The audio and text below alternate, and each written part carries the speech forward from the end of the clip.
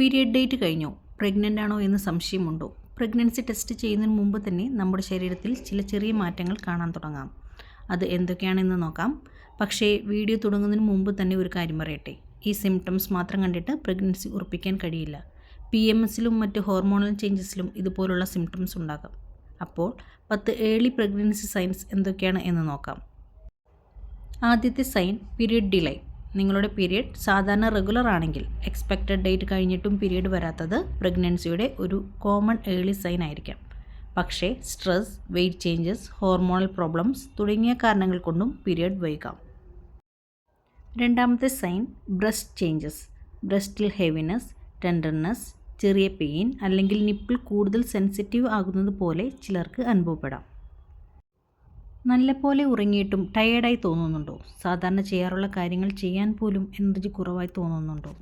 Early പ്രഗ്നൻസിയിൽ ചില സ്ത്രീകൾക്ക് ഇങ്ങനെ അൺയൂഷ്വൽ ടയേർഡ്നെസ് ഉണ്ടാകാം. മറ്റൊരു സൈനാണ് നോസിയ അല്ലെങ്കിൽ വോമിറ്റിംഗ്. ഇതിനെ നമ്മൾ സാധാരണ മോർണിംഗ് സിക്നസ് എന്ന് പറയാറുണ്ട്.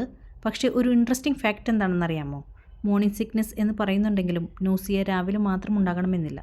ദിവസത്തിലെ ഏത് സമയത്തും ഉണ്ടാകാം. അതുപോലെ എല്ലാവർക്കും വോമിറ്റിംഗ് ഉണ്ടാകണമെന്നുമില്ല.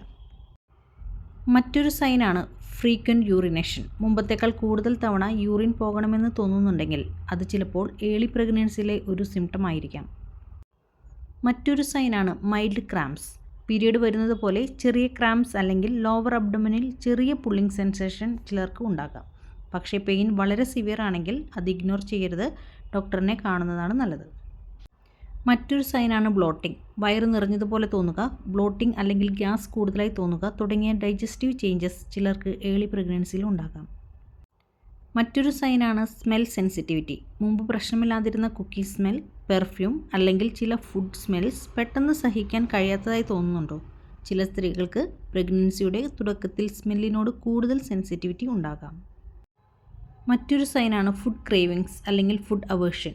ചില ഫുഡ് വളരെ കഴിക്കണമെന്ന് തോന്നുക അല്ലെങ്കിൽ സാധാരണ വളരെ ഇഷ്ടമുള്ള ഫുഡ് പോലും വേണ്ടെന്ന് തോന്നുക. ഇത്തരം ചേഞ്ചസ് ചിലർക്കുണ്ടാകാം.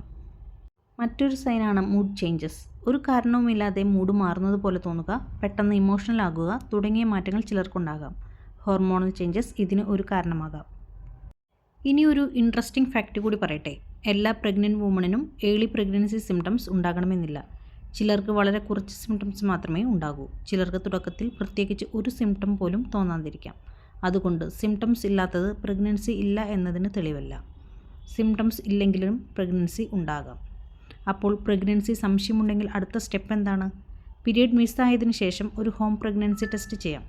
ടെസ്റ്റ് പോസിറ്റീവ് ആണെങ്കിൽ ഡോക്ടറിനെ കാണുകയും പ്രഗ്നൻസി കൺഫേം ചെയ്യുകയും ചെയ്യുക. ടെസ്റ്റ് നെഗറ്റീവ് ആണെങ്കിലും പീരിയഡ് വരാത്ത സാഹചര്യമുണ്ടെങ്കിൽ കുറച്ച് ദിവസങ്ങൾക്ക് ശേഷം വീണ്ടും ടെസ്റ്റ് ചെയ്യുന്നത് സഹായകരമായിരിക്കും.